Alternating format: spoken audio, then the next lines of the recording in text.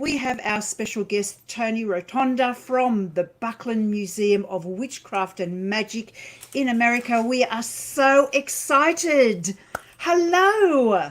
Hi. And welcome. Thank you. Thank you for having me. We are speaking from your future. Do you know that? Isn't that amazing? I know. It was a little... I wasn't sure if I had the right day, but yeah. No, we just had the wrong state. We made certain assumptions, so we'd like to apologise to Toni, who we've kept waiting for a couple of hours to do the interview with us, because we're in a different state of America for the time zone. Never mind. No. So thank you for your patience. Oh, yeah, Yes, thank you for joining us today. So tell us a bit about your work at the Buckland Museum. When did you start? How did you even end up there? Okay, so a long story. How much time do we have? Because this is kind of As much time as you like. 6 hours? Okay. Well, it actually has been a museum for quite some time, since the 60s. Ray Buckland, and I know you're familiar with that one. Look, the other side of the world. There it Isn't that good? That's brilliant. And this was my first one. This is my first one because I was right into table tipping and all that, and it was one of the few books that actually gave me some good solid information. Yes. Well, Ray, among many things, Ray was also a spiritualist, and there's an area here in New York called Lilydale, and it's a spiritualist community. So We were meant to be there last week. We won't go there. Really? Yes. Well, they closed. Everything's closed down. So, when you do, I know some people that live there. They can put you up. And actually, when Ray would go, there was one particular house. His name is Greg Forbes. Ray would stay with him. So, and he always has room. Ray has his own little room there. So, when you come, you let me know, and I'll get you all together. And we need to come and get a T-shirt as well. Absolutely. We can send it. I think yes! we did send, and I think it was $72 to send a T-shirt. That's the same as the airfare to America, isn't it? Like $72, something like that. But yeah. No. The museum has been around for a while, since the 60s. When Ray Buckland was initiated, he spent some time on the Isle of Man with Monique Wilson. And Monique Wilson had Gerald Gardner's museum. Oh, I'll see. There's Lady Tamara. I see her chiming in. So Ray, seeing Gerald Gardner's museum on the Isle of Man inspired him to start collecting his own, things. And before he left, Monique Wilson gave him a few things to start his own museum collection. So in the early 60s, he had started his own little collection, and it was very small, took up a couple shelves in his basement. And when people would come over, he'd show it. And gradually over time, the collection grew and grew, and grew so rapidly that he had to open up his own museum on Long Island. So, and then he started writing, and most writers have to do a circuit. You're going to expos, festivals, a teaching lecture circuit. And when he did that, he had to put the museum in storage. So it was in storage for quite some time, until it was picked up in the late 80s, and it was on display in New Orleans for a few years. So about 20, 30 years later, that's where I come in. Boy, I'm leaving a lot out. Ray was my high priest. So he initiated me. So wow. That in itself is wow. so yeah, we knew each other for quite some time. I met him at a seance, and he was one of the mediums at the seance, and that's how I first met him and got to know him. And boy, there's so many stories. We'll have to get back to all that. But so I knew him for quite some time and knew about the museum and where it was. I didn't know exactly what was there. And one year, it was 4 or 5 years ago, I had a family reunion down in New Orleans, and I was talking to Ray about it, and he told me to look up the then caretaker. Her name was Reverend Velvet Wraith, and to look her up and get, ask her for a private tour. And I did. And she gave me her email, and she never responded. And a month went by, and he had asked, well, did you talk to Reverend Velvet? And I didn't want to tell him that she's ignoring me. I didn't want to let him know that, actually, no. So I reached out to her again. I got no response. And then 2 months later, he says, did you get a hold of her? And I had to tell him. I had to say, Ray, she's not calling me back, Ray. I don't know what to say. So I did have to tell him. So he reached out, and we found out that she was actually very ill. Oh. And could no longer take care of the collection. And I told him that I was going to be going down there, and the family reached out to Ray and told him that the family couldn't take care of it any longer. So they really wanted Ray to take this back because it was on loan to them. So I told him that I would go down and I would get it and I'd bring it back, and he could do with it, what he wanted to do. But I would just fly down, one-way ticket, get a rental truck, and bring it back up to him. And he had said, at this point he was, 80. I think he had just turned 80, and he and his wife Tara were getting ready to move to San Diego. They live not too far from where I am now, in Ohio. And they wanted to move out to the sun to San Diego, where, Tara had family out there. And he said, we're moving. You take it. And I said, no. And he said, I'm 80 years old. And, so what we had heard was, if we did not take it, and this was along with a friend of mine, Kat. Kat is also a good friend of all of ours. So Kat and I, the three of us together, decided on a plan on how to bring this up. And so I told you earlier, I renovate old houses, and I was renovating a big house. It was built in 1897 at the time. And I wanted to keep the collection close because we needed to catalog it. There were a lot of things that tags were missing, and Ray knew the history of every single artifact that was in his collection. So we were able to take pictures, send them to Ray. So it took a good year to go through the contents of the museum. And I was renovating a house at the time, and I brought it all into this house that had a history of paranormal activity. Did it kick things off? It did. And I've done a few interviews, and I don't really talk about this. We do. I know. That seems to scare a lot of people. Nah. So it was a party. It was a party. There was a lot of things happening. Over the years, I've done a lot of house cleansings.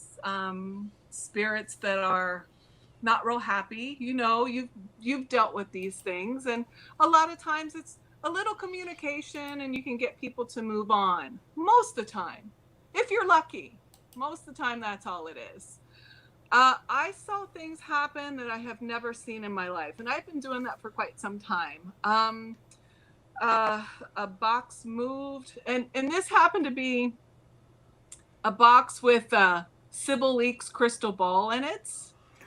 So yeah, it was a very heavy, large crystal. So there were two balls in the box, and one was Ray's obsidian ball. He named it Ezra, and then Sybil Leek's crystal ball. So those two balls together, you can imagine how heavy these things were. and the box moved, and then I tried to ignore it, keep going. You did not see that. And then later on, I went to go move it, and it hopped in front of me. It levitated and then dropped. So that was one of the first experiences. There's of many. Wow. So, yeah, it's pretty interesting. So was it that the artifacts were sort of talking to each other, or what was going on there? What do you think? It's the sort of party I like to get invited to tell you the truth. Well, I'm not real sure. We're not really sure what was going on. There were, every single day at a certain time, we would hear something crash. Like a filing cabinet had tipped over and crashed, and we heard papers go everywhere. And I was renovating the house at the time, and I would run down and everything would be fine. And then the next day, the same noise. You know that, what do they call that when it's the echo noise that they Residual. hear? Yeah, it's a residual haunting, yeah. Okay, Yeah. Apparently we've got something going on with the picture. Apparently it's gone like that. I'm not quite sure. I just want to check with our people who are watching. Can you see us at the moment? Because I've noticed it's gone a little bit weird. I think Probably they can because hear of us what I'm okay. talking about. Sorry to stop interrupt you talking there, about but Lady Tamara just said the view is out of focus, and I don't want to get in trouble. All right, no, just keep going, and I think they can hear us okay. We'll just work out what's happening with the picture. Ignore me. I'll be doing my thing. So it took about a year to go back and forth with Ray, get stories about artifacts, try to keep the air clean, try to keep everything together in order. And I was renovating houses. I'm self-employed, and I wasn't really sure how this was going to be a museum. And then one day I got a letter from Ray, an email, that a man up in Cleveland by the name of Stephen Intermill was interested in coming down to look at the artifacts. And Ray and I went back and forth, who is he? What's going on? And, how did he find out it was in my storage? How did he find out? So, long story short, Ray said, just email him, Toni. Just email him back. So we did. And so Stephen up in Cleveland came down to Columbus, Ohio to spend the day and look at artifacts. And I really thought, this, he's going to get really bored because most people have no idea what they're looking at. Well, he knew. He asked all the right questions. He asked questions that I was pretty amazed with. And what I thought was just going to be an hour or so of him being there was a full 8 hours. And then we went out for beer and pizza after, and he was amazed. And we talked for quite some time, and then he came back down and said he would like to open up a museum in Cleveland, Ohio. So that's how it got up to Cleveland. So we've had a great friendship. He and his wife Jillian have been running the museum up in Cleveland. So it's been very nice. It's been very nice. So go ahead.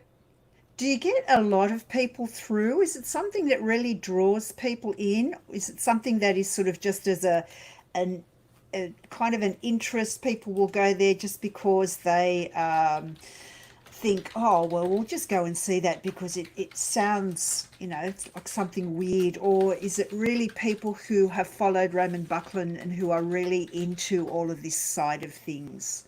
It is a combination of everything, and people are coming from all over the country to see it. You get people that have been following Ray Buckland.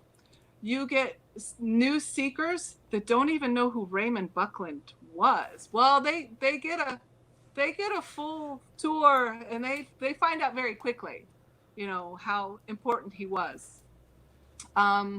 And you get a lot of people that have been involved in the craft for quite some time. So, So one of the things I envy Stephen's job, because Stephen does a lot of the tours, and you can tell usually right away where these people fall in. The ones that have been in the craft for a long time usually stand back a little, and they're not really sure until they start looking at, the Ferrar's chalice cup, or Monique Wilson's jewelry, or Ray Buckland's horned helmet, or Gerald Gardner's artifacts, that how real it really is. These books that they've been reading their entire lives, they actually get to see the artifacts that these authors, these tools that they use, these were their personal tools. And it's really real for them. And it's a little overwhelming. A lot of people get emotional. Yeah, I can imagine. We get new seekers in who they're still in the closet, the broom closet, and they're not really sure. And when they get there, they're real quiet. And we're so open with everything that they're a little confused at first, but they see how open and that they can be open. They can ask questions, and to see that is amazing too. Yeah. And then we get people that are like, "Oh, okay, I guess you guys aren't sacrificing babies, and you're not devil. Okay, I get it. All right, Yeah. So we get all kinds. Too much Hollywood. Yes, absolutely. So it's wonderful to dispel, the myths, the misconceptions. So I think, I hope that we're doing our job in helping teach, what it actually is and what it's not. Yeah. So. Yeah, it's such a responsibility. Now, do you feel at times that it's a responsibility to look after all of this stuff and to be respectful of everything and to feel that you're doing the right thing by all of these beautiful gifts?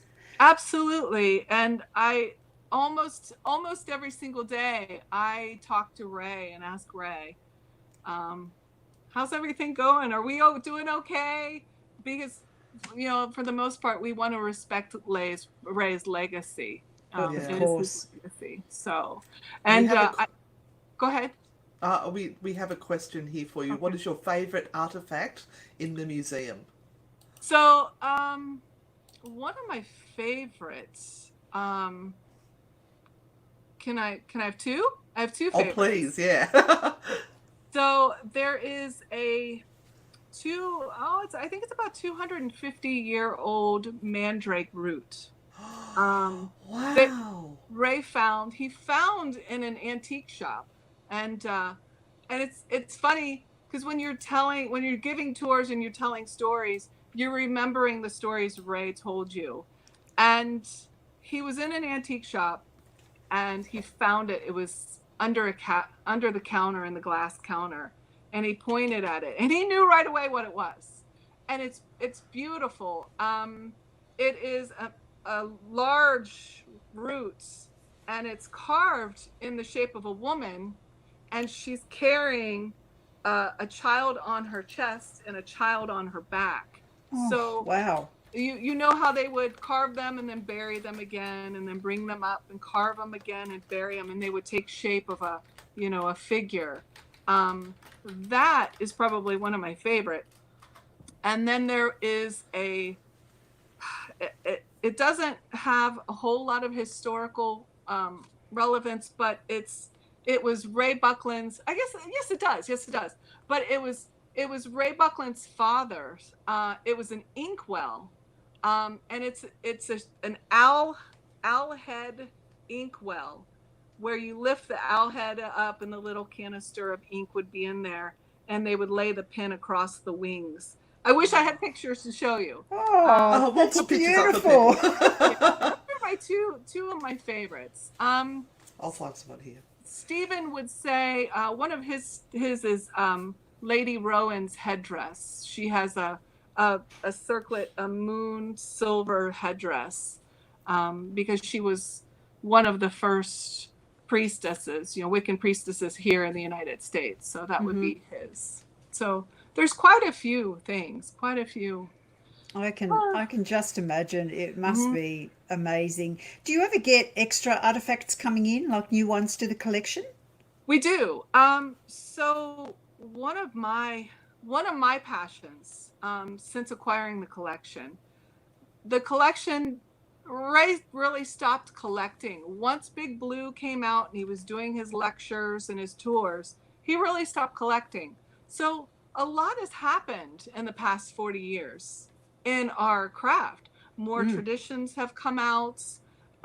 So one of my passions is trying to catch up, reaching out to people like Lady Tamara and having people donate something that represents them. So we've been able to acquire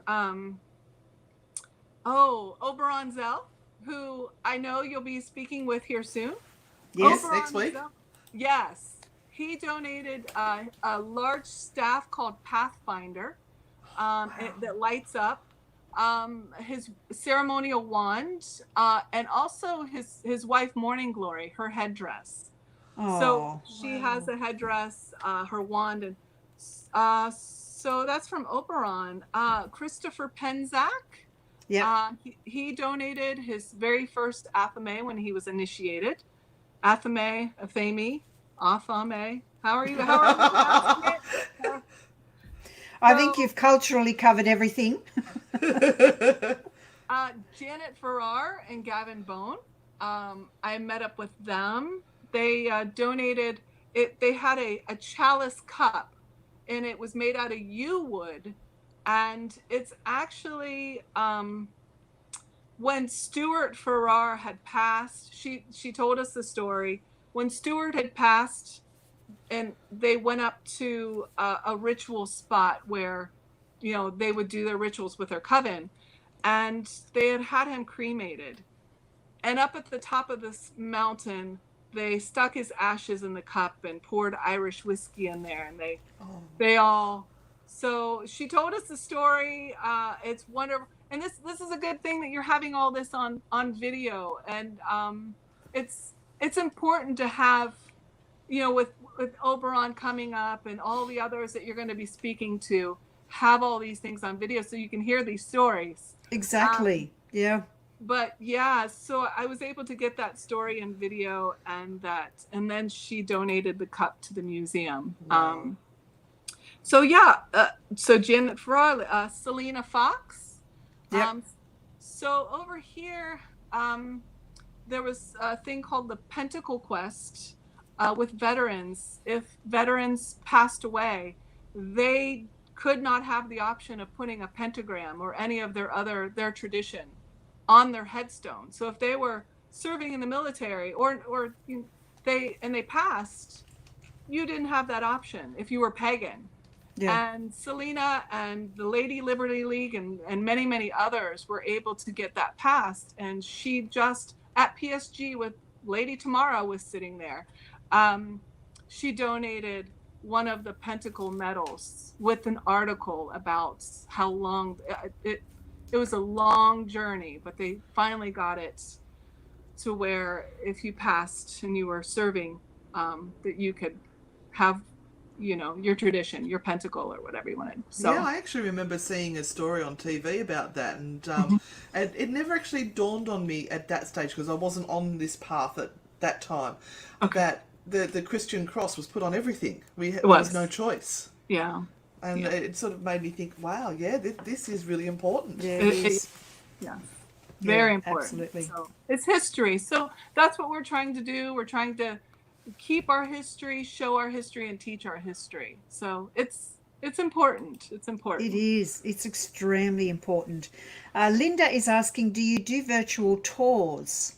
We do not right now, but that's something that we are discussing, especially with what's happening in the world right now. Yeah.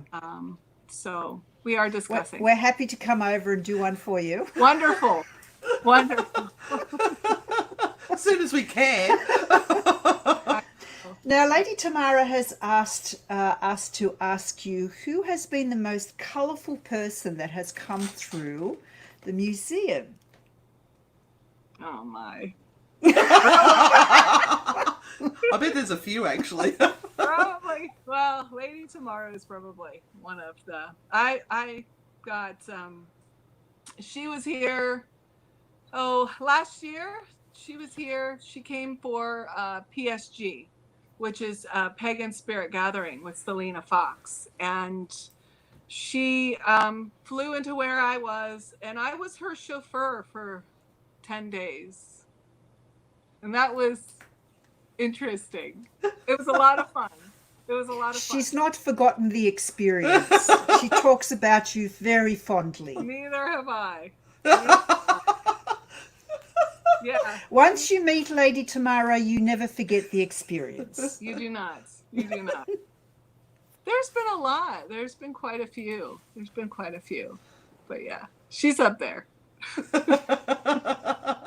Now, Shell also told us that you have a special box in your collection. Yeah. That is quite interesting. I could insert a really gross joke there that she would appreciate, but you know, and I think I will tell that story. But yeah, there is in a very far corner, still no buffaloes, she said. I took her on like a 5-mile hike in the heat. Oh no! It was like 100 degrees. And I kept saying, yes, the buffalo, they're right over there. We're almost there. And we never found them. And yeah, has not forgotten that. No. So yeah, when she comes back, hopefully I can find those for her. So back in the early 70s, there was a ceremonial magician by the name of Tom. And he had conjured something, and we kind of know what it is. He conjured something, and it got loose in his house, and he couldn't control it, and it was destroying things. So, and this was in New York. Ray was in New York at the time. I think it was 72 or 73. And so Tom calls Ray, tells him what he did. Ray was like, yeah, no, you're on your own, Tom. I'll talk to you later. And, you know, kind of. So Ray went over to go help Tom. And according to Ray, it took 3 days to lure this thing into this brass koi box that we have. And they were able to tie it up, you know, bind it, and control it. And Tom didn't want it, so Ray took possession of it, and with, you know, that it would never be open. And Ray was a big jokester. He liked to tell a lot of jokes. But whenever he told that story, he always got really, really serious, because he was giving this box over to us so that we could care for this box, and it's pretty serious. At first, I thought, oh, nah, you can't do that. Well, I've had it long enough to know that there's something really going on with that. So he would joke, but when he spoke about that, he would get real serious, and he would always ask, now, you're not planning on opening the box, right? No, not even if I really didn't believe in it at all, would I ever do that? I would not do that. So we refer to it as the demon in a box. It is probably the only scary thing I think that we have in the museum. And in the beginning, I didn't want to display it because, you know, it's not really what we're about. Yeah. But it is a learning tool to use when you don't know what you're doing. Mm-hmm. Don't do it. Don't mess with things that you don't, when you don't know what you're doing, because this will happen. Absolutely. And people that are sensitive, well, not even people that are sensitive, they respond to it in different ways. Some people get sick. Some people have to leave. We had a woman pass out. And we've had a number of seances in the museum, you know, for, you know, around like All Saints Day or Day of the Dead, we'll do something.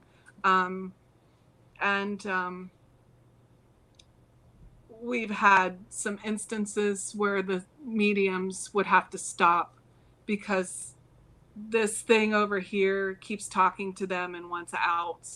You know, it's Stephen told me a story once, and he when things make him nervous, he has this nervous laugh, and uh, so he and Jillian, we went out to lunch, and he told me a story about how he was in the museum and he heard tires outside screeching like somebody had slammed on their brakes. And this person had, exited their car in the middle of the street and ran into the museum and ran past him and tried to pull, the casing off of it and was saying, it wants out, it's telling me. And Stephen has this nervous laugh, like he's not really sure but felt like he really needed to tell me. So we've had some unusual things, and I'm still on the fence on whether or not it should be there. I do like to say that it's something to teach people that there are things out there that you should not be messing with. So that is there. I don't know. That's just crazy. That's like something that you would hear in some movie or documentary about all of this sort of stuff. To hear that it's quite real, and that you still, after all of this time, have these unsettling experiences because of this. Do you know whether it was something the magician created, or did he bring it back into this world? I believe he brought it back. It was something Right. that he was conjuring. So, yeah. Wow. So a very, very old and ancient entity. Well, when we had some issues, I contacted some of the old caretakers down in New Orleans. I contacted them to see, what was your experience, and I asked him. His name was Justin. I asked him, so can I ask you a question about this thing, the demon, and how do I phrase this? This thing, it's called, I don't know, he's got a label on it, the demon in a box. I already knew, but I wanted to play it down. And his response was, why? Is it moving on you? I said, what? He says, well, it has a tendency to move around. And I said, wait, what? He says, yeah, it moves around. We had to keep it in a box because it would move around on the shelf.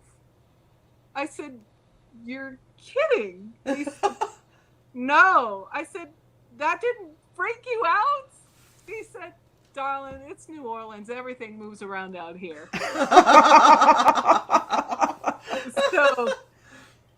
So they had experiences with it, and Wow. we have not seen it moving around or anything, but it does make people uncomfortable. Mm-hmm. There are some physical sensations that they get. So and like I said, some people have just had to leave. Now, Tamara is asking, what is your favorite or fondest memory of Raymond Buckland? Oh, well, I think we were in Lilydale, and he invited us up for Lilydale every year does a morning seance. So you dress up in morning garb in the Victorian era. Oh, wow. So yeah, with all the bustle and the lace. So we were invited up to that. And before the seance, we had lunch. And he was telling us, now you have Big Blue there. And let me see. He was telling us about the horned helmet. There's a picture of the horned helmet. It is on page, let's see, 51. It's on page 51. Yes. So he was telling us about how that was made. And oh, he was a character, and he was the epitome of DIY. He made everything himself, and if you look at that, it's a mixing bowl. It's a silver mixing bowl. It's magical. And Hey, it's brilliant. For this book, he had to have a horned helmet in order to film this, to get a photograph of the masculine horned helmet. So he was telling us that he had to go to a hardware store. I don't know if you can see me. He had to go to a hardware store and try on a bunch of mixing bowls, and he was running around the store asking his wife, does this one fit? How's this one look? And he's like, he was like 5'3", 5'4", and he's running around. And when we were at lunch, he was running around the table and he was pretending like he's putting on mixing bowls to see which one fit. And then, so we're laughing. And then he took it home, and he said he had a little fur. So he puts these plastic antlers from Davy Crockett. It was a Davy Crockett toy set. And so they're little plastic horns, and he had a glue gun, and he glued some fur, and he put some metal thimbles on the end, and that is your horned helmet. So that's probably one of the fondest. There's a lot of others, but that one always stands out. I love that story. I really do, because so many people go to so much trouble and spend so much money on these things when they don't need to. It's all about that intention, and that is just glorious to think that Raymond Buckland made a horned helmet out of a bowl that he found in a hardware store. Is just glorious. Absolutely glorious. And it's on display. We have it in the collection, so you'll be able to, when you come, you'll be able to see it. So, among many other things that he did. So, yeah. Wow. Yeah. And I love your Ouija board connection as well. A collection. Absolutely. Yeah. There's one, I think, that had a big eyeball. Yes. What was that one? That was made in their first coven. They had, and I don't know who it was, but there was someone there that owned a print shop, and they made those. They were going to make them, and there's only one. I don't think you'll ever find. If you do, that'd be amazing. But so they made them, and I think they were going to, produce those and sell those, but they never did. I would have bought one. So yeah. So he was funny. He was a good, very down to earth. We just had someone say the craft element of witchcraft in regards to the helmet being made. That's right. Now, the most important thing, when's your museum reopening? I know we covered this at the start, but we need to make sure that everybody knows. Well, 2 days, I believe. Today is the 8th here. So Stephen, the one who just put the craft element, that's Stephen Innermill. He's the director. So he's excited. I'm excited. So in 2 days, because of, what's going on with COVID, everything here has been closed. So we're excited. Yeah. And you were telling us that some of the protests and everything are not very far away. No. From where you are. Yeah, here in Columbus, maybe 15 minutes. In Cleveland, where the museum is, it's quite a ways away. Oh, okay, that's good. So yeah. So you're safe to go visit. Yeah, that has been a worry. So, but it's been good. It's been good. Yeah. And are you open every day of the week? Every day but Sunday. So Sunday we're closed. There is the website is bucklandmuseum.org. So yes, I've got that running across the bottom of the screen there, so people can find you. Now, does anyone have any questions while we have Toni on? Please, if you have some questions, by all means, ask. so we can pass them on to Toni. So I've got a question. What's the craziest thing you've got in the museum? There's something that's really right out there. Probably, it's called the devilfish. A Jenny Hanover. Are you familiar with the Jenny Hanovers? They were skates, or I'm probably thinking of the wrong, or manta rays. That Oh yes, yeah. yes, manta rays are the skates, and they would carve them and dry them, and I'm sure that was not a pleasant smell. And they would do magic with them, whether it was fertility or if you wanted a love, so probably the Jenny Hanover. It's really creepy looking. It's very creepy looking, and a big case, and kind of freaks out the kids. And have you had any famous people come to visit the store? A lot of Stephen could answer that. A lot of artists, a lot of musicians. So yeah, I don't know if I should say. Anyone that doesn't really want to be mentioned, anyone that has walked in that you've thought, oh, that's interesting. I would have never have thought that this person, believes in this way. So we have a question some here closet from witches. Leslie, who says, do you have anything on Russian folklore, or it's supposed to be ancient magic? We don't. That's something that we would love to add. Again, that's part of what I'm doing, is I'm trying to add a lot of these things to the collection. Mm-hmm. And I believe you've got like a static display that is on display all the time, and then you have some that come in and out. They change quite a bit. Yeah. Yeah. And do you have people that donate as well? Like we do. They have haunted things. They say, we don't want this, get rid of it for us. We do. We've had some very interesting things show up. Some things that we couldn't take, we just didn't feel comfortable about. We've gotten quite a few some artwork from people, and some other. You can say it. Go on. You can say it.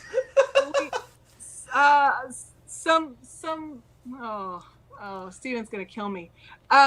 Some ashes from people that have wanted to be that are well-known witches. I won't go. No, you don't have to tell us names, but that's a really interesting thing. They wanted to be a part of it, when they passed, and their significant other had brought them in.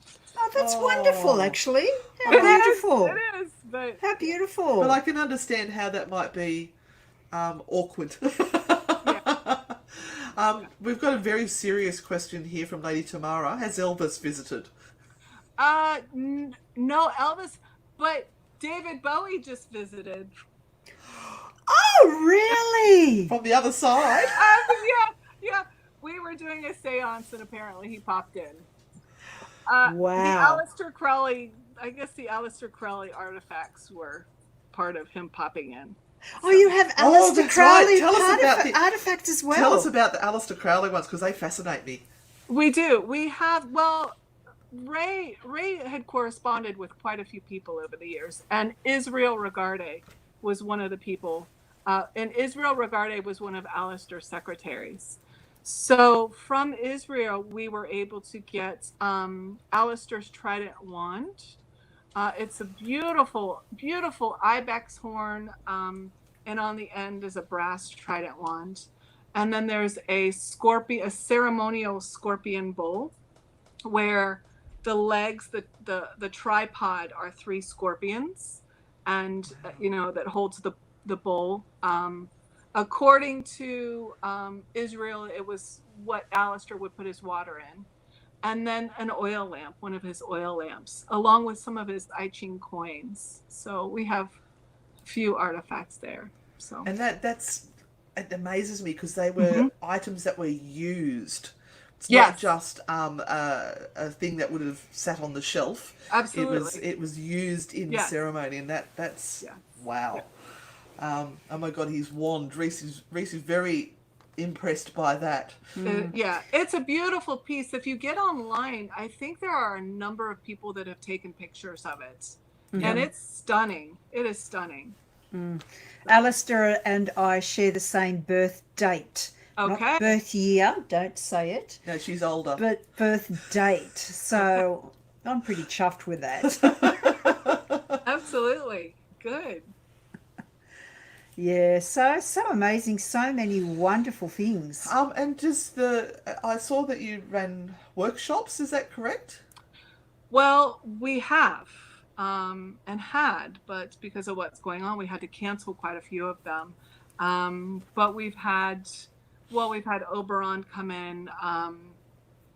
Laura Tempest Zakharoff had come in. She did a sigil workshop. Wow. Lady Tamara. Quite a few people.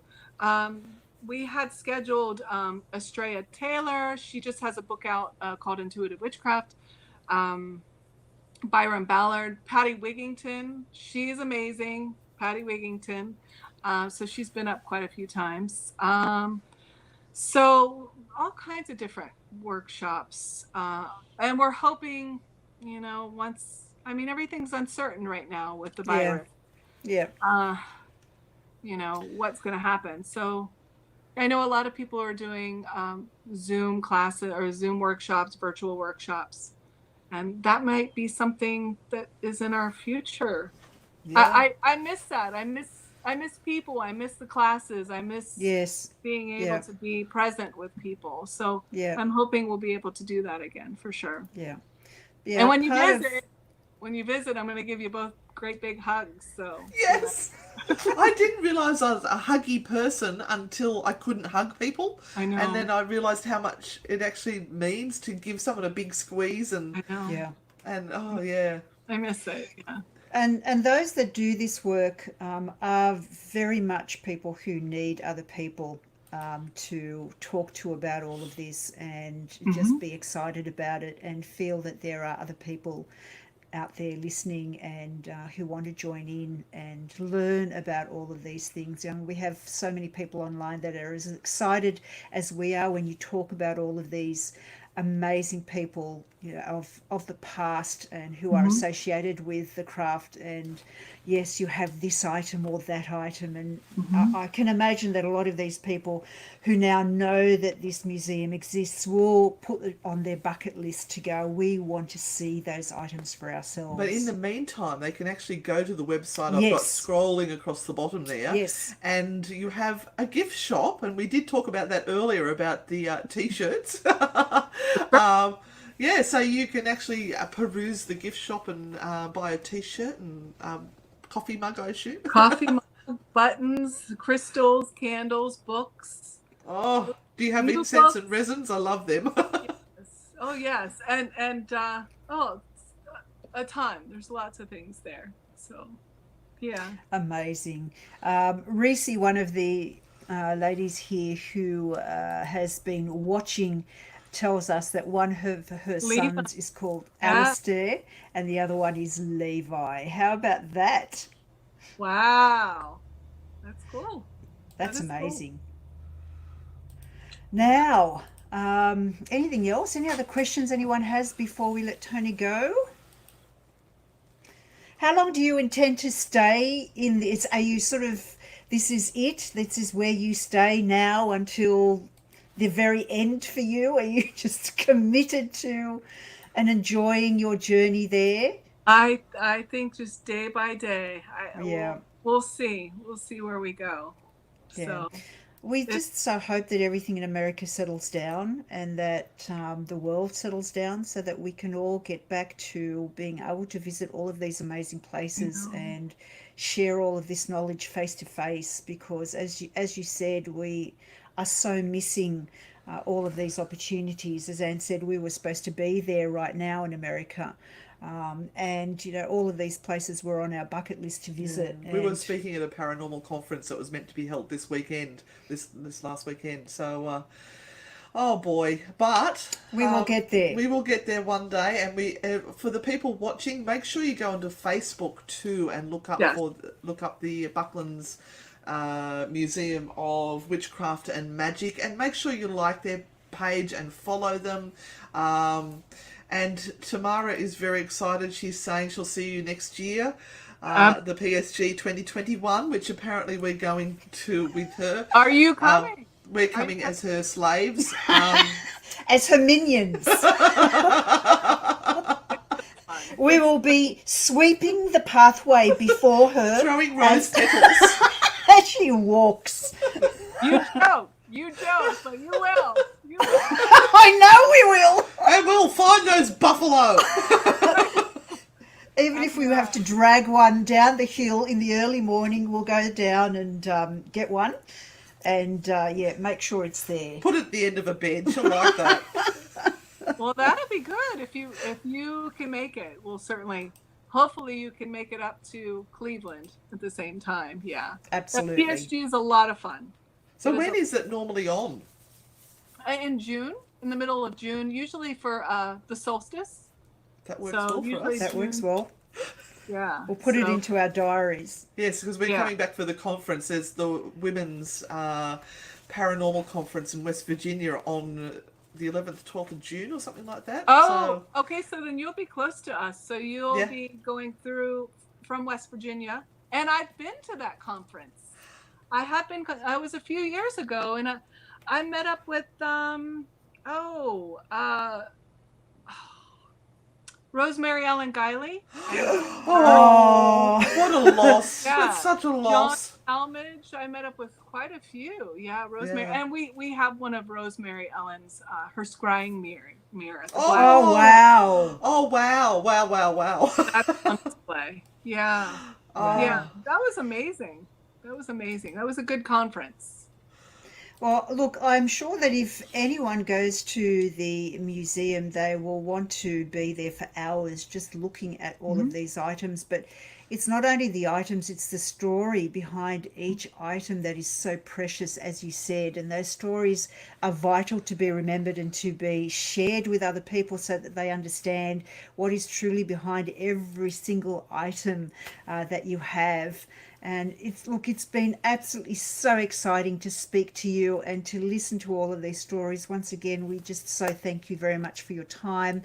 We encourage everyone to jump onto bucklandmuseum.org and join, as Anne said, and follow you and have a look at what is online. It's a great way to support them. Yep, support small businesses everywhere. And I'm sure we'll talk to you again. Oh, no, look, Tamara's Absolutely. asking for one more story. Do Okay. you have one more story One to more finish story. with? Who is? Who's that? Tamara. Lady Tamara. I don't know if she wants me to go there. Oh, go Oh. on. I do have a story. So,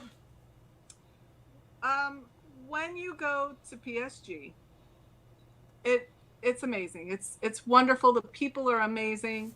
They usually start on the solstice, and there'll be a big bonfire, and Selena Fox does opening ritual, and it's amazing. It is. I don't think I've ever experienced anything like it, and I was so happy to be there with Tamara, and there was Jason Mankey, Christopher Hughes, Oberon Zell, all these amazing people that were part of this ritual. And what you will see, it's a very free environment, and a lot will be sky clad, and that's great. Not this witch. Me neither. But I appreciate it. I love it. I think that's wonderful. And some of them are sky clad all week long, every day. Nice. I'm amazed. The confidence in people I'm not there yet. No, me neither. And there was a group that invited Lady Tamara, and I were walking around, and we were looking at the vendors that are spectacular. And we were walking around, and one of the camps had invited us in. and asked us if we wanted to come in to eat. They had food. Everyone is very inviting. It's wonderful. It's a very amazing environment. So we go into this camp, and most were clothed, but there was one particular, oh man, Tamara's going to kill me. No, ignore her. So we were sitting at a picnic table, and I was sitting to Tamara's left, and she was on the end, on the far right. And one of these women who was amazing, I love her, but she didn't have any clothes on the entire time. And she was standing while Tamara was seated at the picnic table on the far end. The woman was standing right here. So she's right here in her face. Sacred bush. So, Hashtag sacred bush. right, I don't know what to do. I have my head down, and she's like, "Well, we're gonna make margaritas. You want some, Lady Tamara? Do you want daiquiri? Do you want margarita?" And Lady Tamara's going, like right in her face. And she says, and I had a candle made. A friend of mine makes quote candles. Lady Tamara says, darling, just because I live in the bush doesn't mean I want to see your bush. And everybody got quiet, and then we all started busting out laughing, and it was hysterical. She's fun. She is fun. Doesn't mean I want to see your bush. And it's like, oh. Oh, that's just perfect. What an awesome way to wrap up. You can always tell there's an Australian in the crowd. We will always crack some sort of a joke that makes everyone feel quite wonderful. Oh, she's funny. She's hilarious. I can't, yeah. Well, wonderful. I can't wait to meet you in person and see you. So. Oh, we can't wait to meet Hugs you too. all around. Yeah, hugs all around. Hugs for a very long time. So, yeah. So what I'm going to do now, Toni, is I'm going to pop you off the screen, but if you can just hang in there, and we'll say our goodbyes to everyone, and then we'll say a private goodbye to you. Great. Hashtag sacred bush. All right. Thank you so much, Toni, for joining us. Thank you. Bye. Oh, wasn't that amazing? All those amazing stories. Oh, it's such a joy to have Toni on. And as you can appreciate, that Buckland Museum is somewhere that all of you need to go, at least check out. Needs to be on their list. Buckland list. Buckland Buckland list. bucket list. That's like my word that I made up yesterday, which I won't go into. No. But yes, by all means, put it on your Buckland list. And if you are anywhere within 100 miles of that place, go and visit and see all of those beautiful artifacts and talk to the amazing people that run the place. And in the meantime, jump onto bucklandmuseum.org, which is going along the bottom there, and like the page, and follow them and support that beautiful business, because it is part of the history that, you know, these people are making sure does not get lost. And those amazing stories, I'm sure we're going to have Toni back on at some point in time to tell more stories. Absolutely. We thank her so much for being on. Now, remember, guys, next interview is with the amazing Oberon Zell Ravenheart. Now, we'll be scared. Our eyes will be like this, so just be prepared. He looks like Dumbledore. I'm so excited. We can't but wait he's to a see real him. Dumbledore. Yeah, we can't wait to see him, so please join us in a week's time. And thank you also so much to our matriarch, Lady Tamara, for making all these connections for us. But we're going to head off now. Yes. And for those in Australia, enjoy your public holiday. And to the rest of you, stay safe and well. Love to you all. Bye. Bye.